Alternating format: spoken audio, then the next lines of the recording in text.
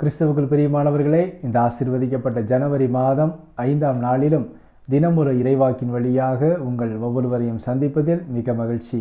இன்றும் கூட நாம் தியானிக்க இருக்கிற வார்த்தை ஏசாயா 54ஆம் அதிகாரம் 13ஆம் வசனம். உன் பிள்ளைகள் நிறைவாழ்வு பெற்று சிறப்புறுவர். ஆமென்.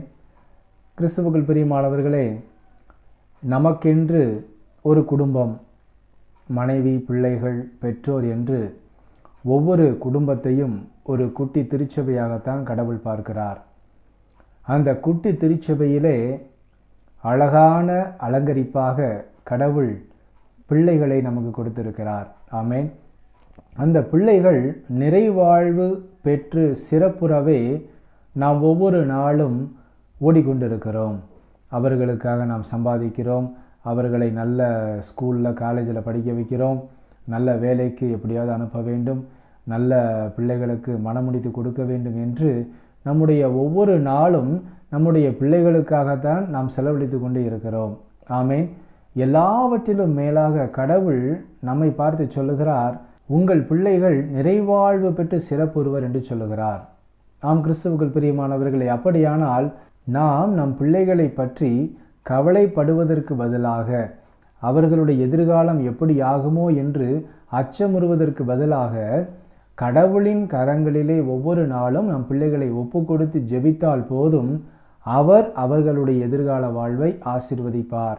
அவர் அவர்களுடைய மேற்படிப்பு, தொழில், வேலை, திருமண வாழ்க்கை எல்லாவற்றையும் நிறைவாக்கி சிறப்புறச் செய்வார். ஆம் கிறிஸ்துவுக்குள் பிரியமானவர்களே, நாம் நம்முடைய பிள்ளைகளுக்காக எத்தனை நிமிடங்கள் நாம் ஜெபிக்கிறோம் என்பதைத்தான் கடவுள் பார்த்து கொண்டிருக்கிறார். ஆகவே ஒவ்வொரு நாளும் நம் பிள்ளைகளை கடவுளுக்குள் வளர்க்கிறோமா? ஒவ்வொரு நாளும் விவிலியத்தை பிள்ளைகள் வாசிக்க நாம் அவர்களை தூண்டுகிறோமா? அவர்களை பயிற்றுவிக்கிறோமா? அது நிமித்தம் அவர்களை கண்டிக்கிறோமா என்பதை நாம் சிந்தித்து பார்க்க வேண்டும்.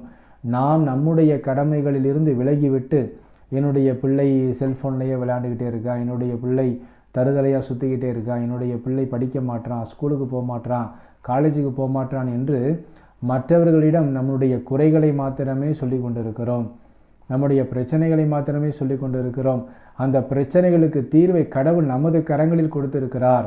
இன்று அவர் கொடுத்த வாக்கின்படியாக கடவுள் நம்முடைய பிள்ளைகளை நிறைவுறச் செய்வார். ஆனால் அதற்கு நாம் செய்ய வேண்டிய கடமைகளை சரியான முறையில் செய்ய வேண்டும்.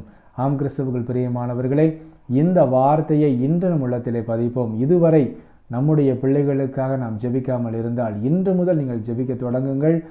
உங்கள் பிள்ளைகளுடைய வாழ்க்கை முறை இது நாள் வரை தவறான வழியில் சென்றாலும் சரி, கடவுளுக்கு எதிராக நின்றாலும் சரி, உங்களுக்கு எதிராக நின்றாலும் சரி, கடவுள் அவர்கள் உள்ளத்தில் பேச தொடங்குவார். உங்களுடைய ஜெபம் ஆவியானவர் வழியாக அவர்களை மாற்ற தொடங்கும். அந்த விசுவாசத்தில் உறுதியாக இருந்து இன்று முதல் நீங்கள் ஜெபிக்க தொடங்குங்கள். பிள்ளைகளை கடவுளுக்குள்ளாக வளர்க்க தொடங்குங்கள். எல்லாவற்றையும் அவர் பார்த்து கொள்வார். ஆமேன். நாம் ஜெபிப்போமா? அன்புள்ள இயேசு மகாராஜாவே, எங்கள் அன்பு தகப்பனே, இந்த ஆசீர்வதிக்கப்பட்ட புதிய நாளுக்காக உமக்கு கோடான கோடி நன்றி அப்பா. இந்த நாளிலும் நாங்கள் பெற்றுக்கொண்ட நிறைவாக்கின்படியாகவே எங்களுடைய பிள்ளைகள் ஒவ்வொருவரையும் உமது வல்லமையுள்ள கரங்களிலே நாங்கள் அர்ப்பணித்து விட்டோம் அப்பா. நீரே அவர்களை சிறப்புறச் செய்து நல்வாழ்வளிக்க வல்லவராய் இருக்கிறீர் அப்பா. நாங்கள் ஒவ்வொரு நாளும் எங்கள் பிள்ளைகளுக்காக ஜெபிக்கவும், அவர்களை கடவுளுக்குள்ளாக வளர்க்கவும் எங்களுக்கு ஞானத்தை தாரும், அறிவை தாரும், நிதானத்தை தந்து ஆசீர்வதியும். இன்றும் தன்னுடைய பிறந்த நாள் மற்றும் திருமண நாளை கொண்டாடும் பிள்ளைகள் ஒவ்வொருவரையும் தகப்பன் எல்லா நன்மைகளாலும் நிரப்பி ஆசீர்வதித்திட அர்ப்பணித்து ஜெபிக்கிறோம். இயேசு கிறிஸ்துவின் இனிய நாமத்திலே ஜெபிக்கிறோம் எங்கள் ஜீவனுள்ள நல்ல பிதாவே. ஆமேன். கிறிஸ்துவுக்குள் பிரியமானவர்களே, இன்று நாம் கற்றுக்கொண்ட இந்த வாக்கின்படியாக இன்று முதல் ஒரு மாற்றத்தை நம் குடும்பத்திலே நாம் தொடங்குவோம். மீதி எல்லாவற்றையும் கடவுள் நன்மையாக மாற்றி போடுவார். ஆமேன். தேங்க்யூ.